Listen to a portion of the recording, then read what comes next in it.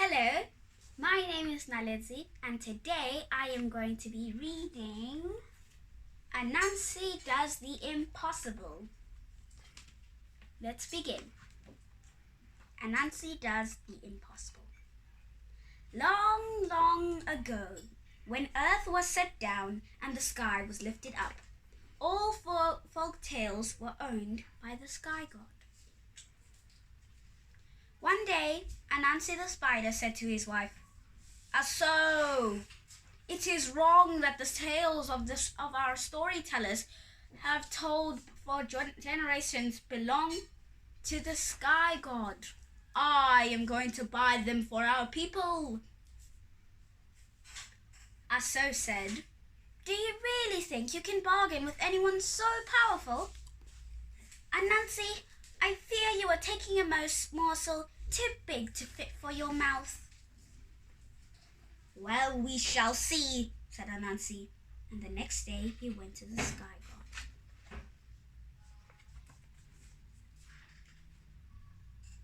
Puffing out his chest, he said, "Your Excellency, I have come to buy your stories." The sky god beat his thunder. "Ton, ton, ton, quo," he bellowed. "What makes you think you can buy them? Kings have tried and failed. You are not even a man." What would you exchange for them?" Anansi asked. The sky god rubbed his great chin. At last he said, "This price is 3 impossible tasks. Bring me a live python, a real fairy, and 47 stinging hornets." "I can manage that," said Anansi. Then he hurried straight home to Aso.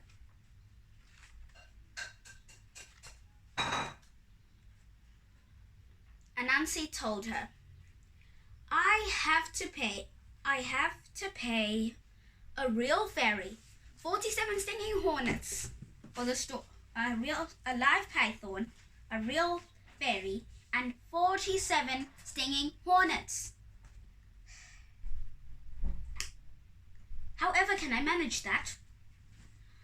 Aso thought, and finally she said, "I know how to begin," she said and whispered, "Pesa, pesa, pesa," in Anansi's ear. Anansi chuckled, "Gag, gag, gag." At once he ran with Aso to a nearby river. They sat on a log and waited.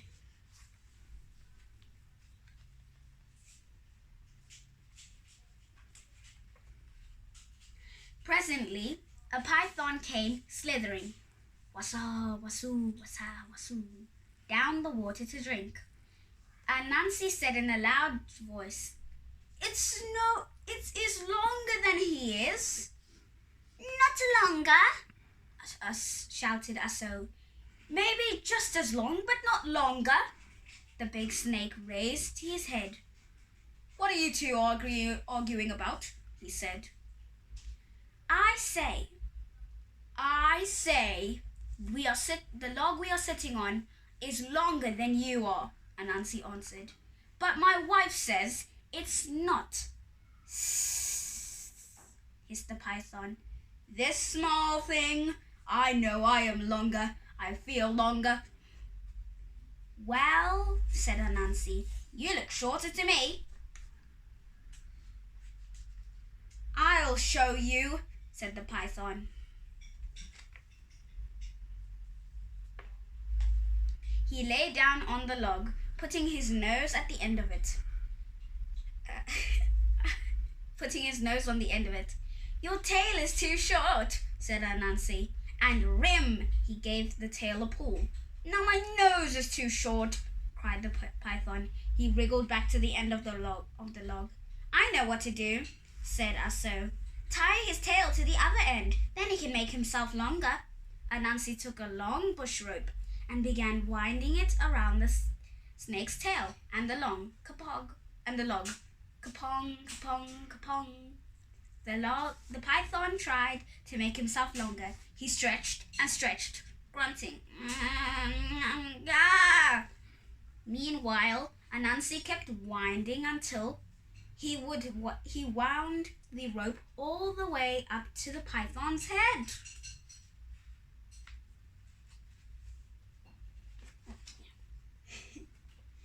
When he had the snake tied tight, he cried, "You foolish python! You let me cut you! Now I'm going to take you to the sky god!" And off he went, dragging the python behind him. When Anansi gave the huge snake to the sky god, his scowl darkened the sun. He said, "It is true. You have brought me the python, but you yet to bring me a real fairy and 47 stinging hornets." Anansi went home to Aso and asked, "How are we going to catch a fairy?" Aso thought and thought. Finally she said, "I know how." She whispered, "Pesa, pesa, pesa, pesa," to Anansi. Anansi laughed. As Aso had suggested, he carved a wooden fairy and covered it with sticky gum from a mimosa tree. And also Aso put a tiny dish of banana fufu into its hand. When the moon was bright, Anansi took the make-believe fairy to the autumn tree where the fairies like to play. He tied a long string to the wooden fairy's back and another to its head. Then, clutching the ends of the strings, he hid some behind the bushes. He hid behind some bushes.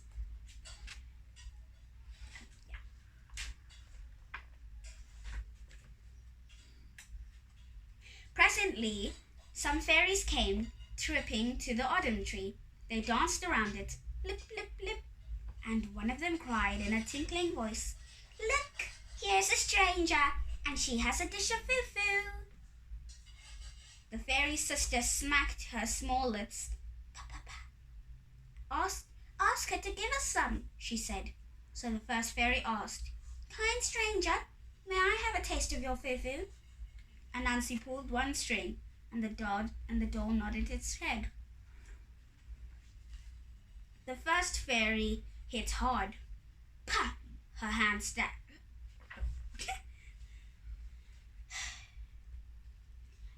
Anansi pulled one string, and the doll nodded its head.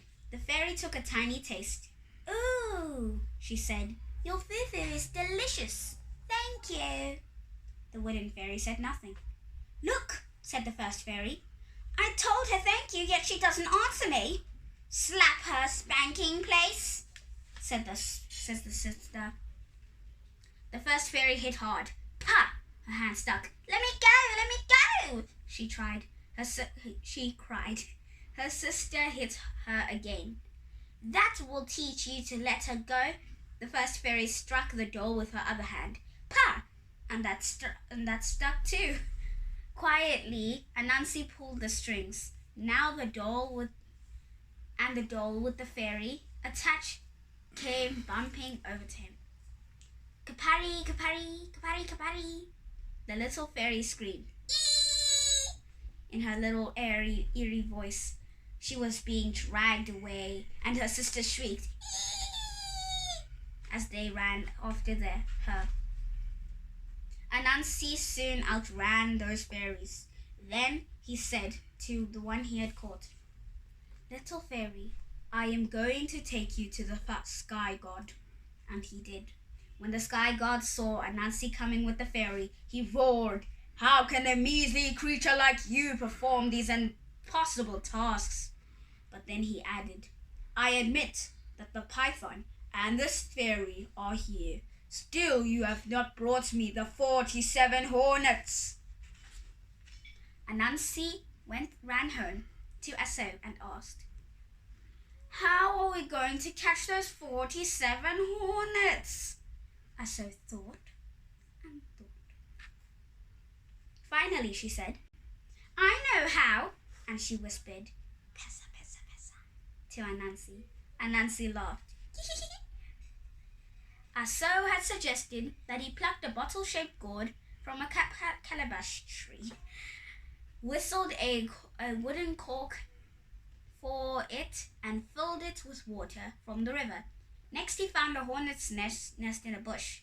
Climbing up high a nearby tree, he tipped the bottle and let the water gurgle, gula gula gula, down upon the hornets.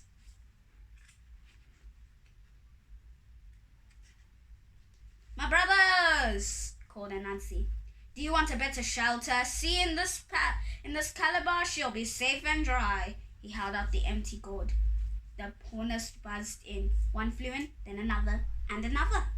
When Anansi had counted 47 of them, he popped the stopper in. "Go, little hornets," he said. "I'm going to take you to the sky god." And that's what he did.